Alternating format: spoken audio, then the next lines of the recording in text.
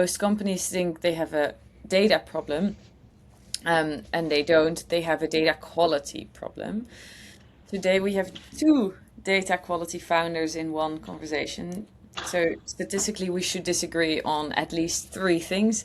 Let's find out which ones. You are listening to the Data Edge, where we talk about what actually happens behind the dashboards. And so today will be a fun one because we're not just talking about data quality, but we're talking about all of the cases to use it for, some practical use cases, and so two different founder angles who are actually building it. There'll be less theory and more about what's actually breaking, what's working, and what people are getting wrong. I'm joined today, well, I'm 𝗨𝗪 𝗪𝗂𝗃, and I'm joined today by Jonas Huiswoord. He's the founder of Neomir, who are working deep in data quality from a slightly different angle than 𝗨𝗪. So we're going to get into how he sees the space, what companies underestimate, and the most important things to focus on. Welcome, Jonas. Thanks for having me, 𝗨𝗪. So would you give us a little bit of an intro of the problems that your clients are really running into around data quality and where you help them most? Yeah, so I mean, Neomir, as a founder, the initial hypothesis that I had was that it's too hard to find bad data, data that is bad. Mm-hmm. I noticed that back in the days when I myself was a master data manager, and I just thought there must be some solution for it. And to be honest, I couldn't find one. So I decided to build it myself. And now we're at a point where our software, Neomir DQ, is really capable of like finding bad data at scale. And from what I've experienced, the fixing part of things is actually much easier once you already know exactly what is wrong. And so we are really focusing on making that easy and fast and automated. Mm-hmm. And so basically your software detects the problems, and then you said last time you ask the people in the company immediately and automatically to fix those problems. Yes, exactly. So basically you can create rules with our software. We have some AI assistants that will help you create the technical definition of those rules, so you can explain them with natural language, like literally your own words. You can say something like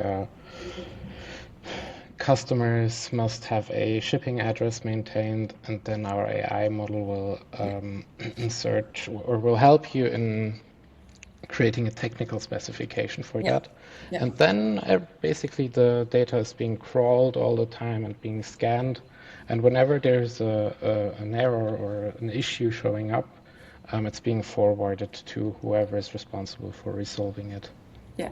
Can you give us a concrete example? We don't have to go into client names, but you said you do a lot of work for the manufacturing industry, and in German-speaking regions. Can you point out like what kind of data is actually often wrong? Where is it actually often already in good state, good quality? Mm-hmm. So, I mean, especially in manufacturing, you have those situations where you are manufacturing parts that need subcomponents, and by that you have this kind of tree structure of data. So you have your final product, which is composed of many subproducts and eventually some tiny parts.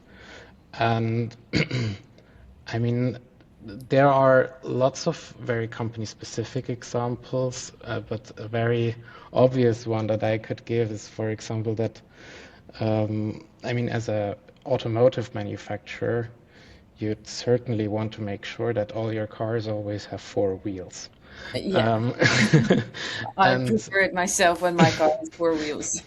exactly. And so that could be one of the let's call them rules that you can create with our platform, and it will essentially check that all these bill of materials is what they're typically called in the industry. Yeah. This list of materials that you need to build a product, um, that they certainly contain four wheels. Okay. So is it like really like a sense check on, okay, is everything that needs to be there like logically in the bill of materials, or does it also like propagate through the chain? Where does this come into play? It can propagate through the entire chain. It can um, basically it can do really a lot of things. Like the only limitation is basically SQL. So one thing that doesn't work is, for example, um, sophisticated duplicate checks based on similarity, not just equality. Yeah. Um, and another thing that we can't do is, for example, identify the wrong volume of a certain material because, I mean, the software itself can't calculate volumes. And yeah, but so all those rules are typically referential. So you have a certain assumption um, or a base indicator of something, like again, it's a car. Yeah. And then from that, you kind of know a certain rule that needs to apply. For example, like it has four wheels. Yeah. And well, I'm just comparing this in my mind to what the 𝗏𝗀 platform does, because we of course have a slightly different client base, right?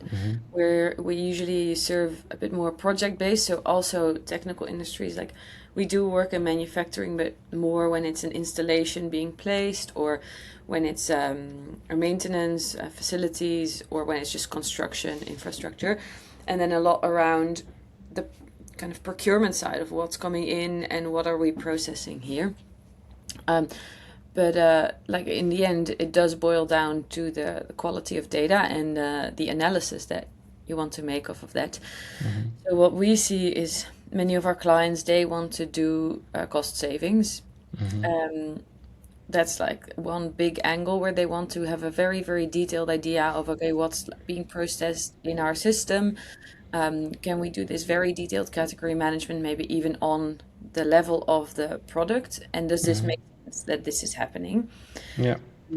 And then there's much more of like an AI layer that also suggests like, okay, this is where you're looking at here. But I see it at the clients. Usually the question is about cost savings. Is that also something that you see a lot of? Is there another end goal with this better quality? I mean, cost savings is eventually the final goal that we're trying to solve for our customers.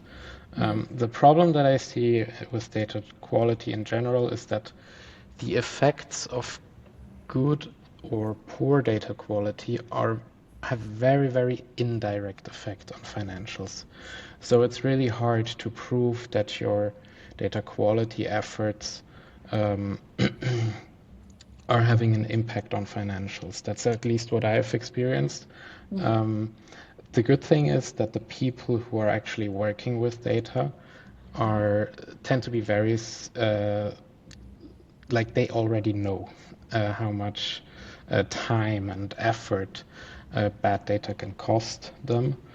But it's hard to really quantify it as in US dollars saved per year. Yeah.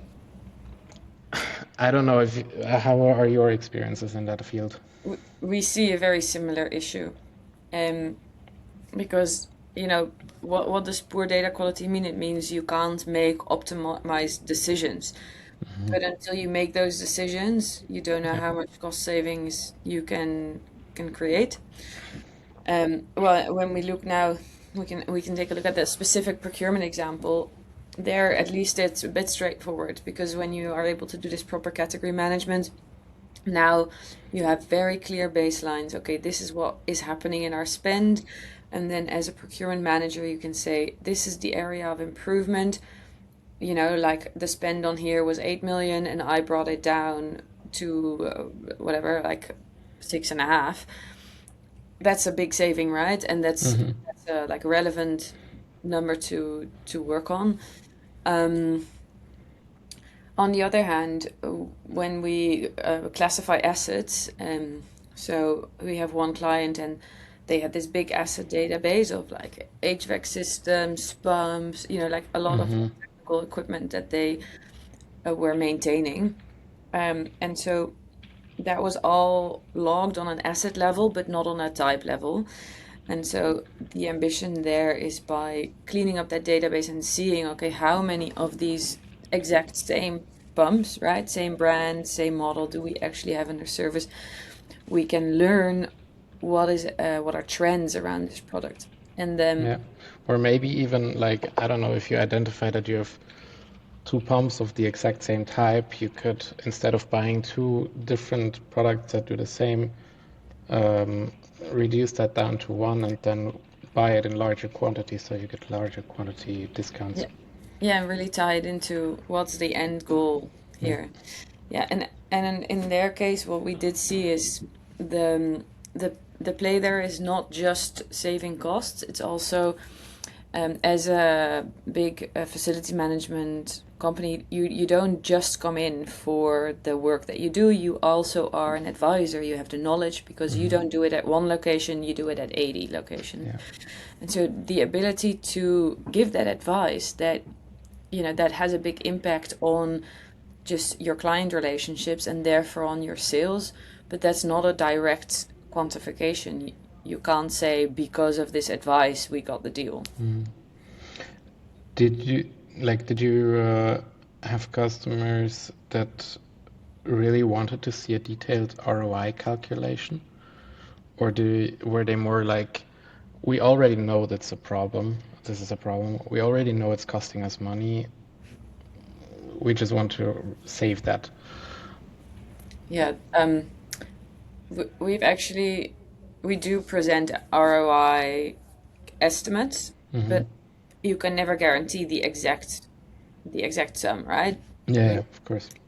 But we can, you know, we can make an estimation, we can look at the data and we can see what are the gaps, what's missing now, and then link that to business results. And then I do think you shouldn't clean up your data if you're not going to do something with it, and you also shouldn't clean it up when you're not going to make money with it, or or save time, or, you know, improve your business with it in some way, because then it just becomes a very lengthy and timely exercise.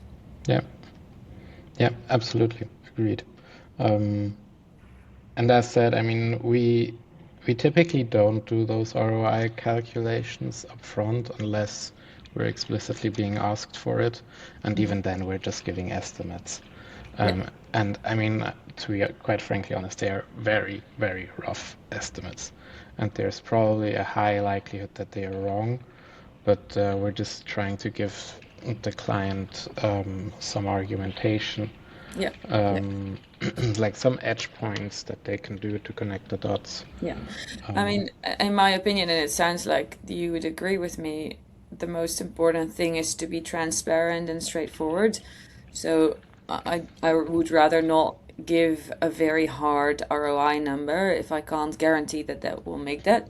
But of course, I can show previous results, right? And so there will be some ROI case, and it will speak for itself. I mean, like often there's like a 10x in return on investment, if not more, because the opportunities, and especially in this sector, are huge. Yeah, definitely.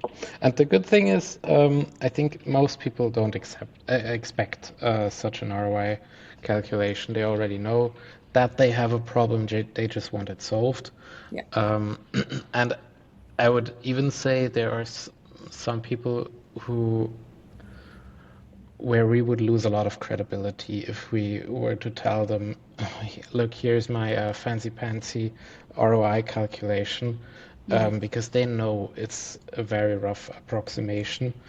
And if you're trying to sell them the approximation as a precise measurement, you lose credibility. So we're running quite well with the approach of being transparent and showing them or telling them, hey, if you do know you've got a problem in that area, we can help you solve it, but you have to do the calculation of whether it's worth it or not yourself, and typically that's based on a gut feeling, which most management decisions are typically.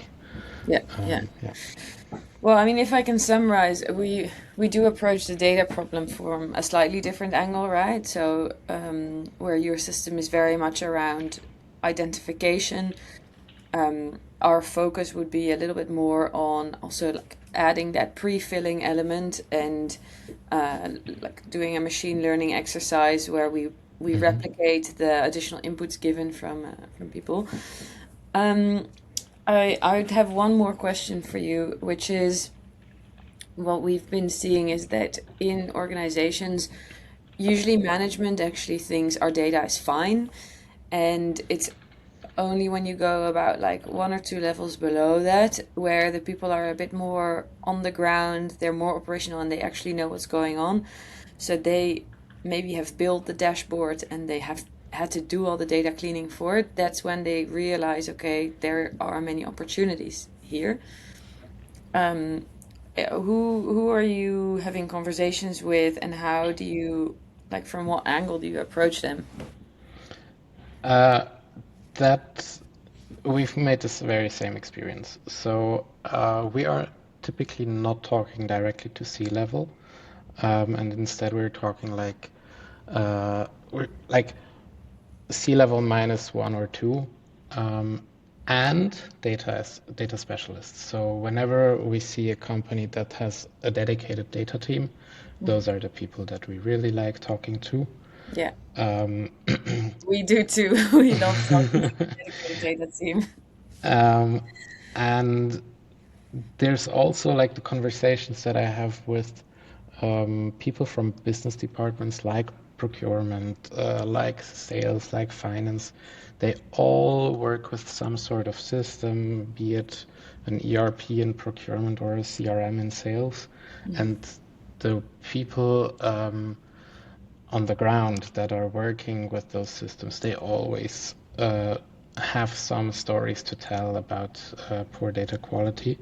But that the topic typically does not get the management attention that it would deserve in my point of view, or in my opinion.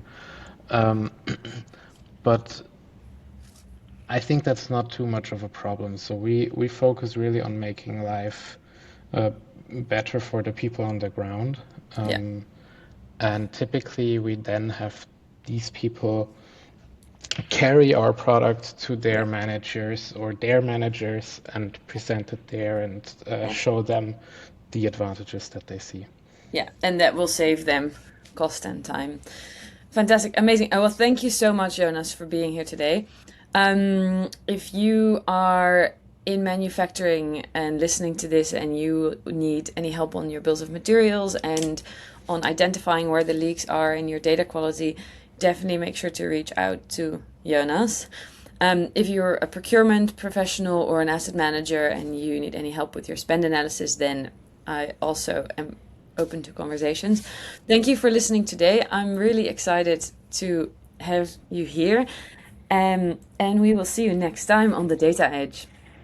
Thanks for having me, Stephanie, and I'm looking forward to see what you're building at Pearson.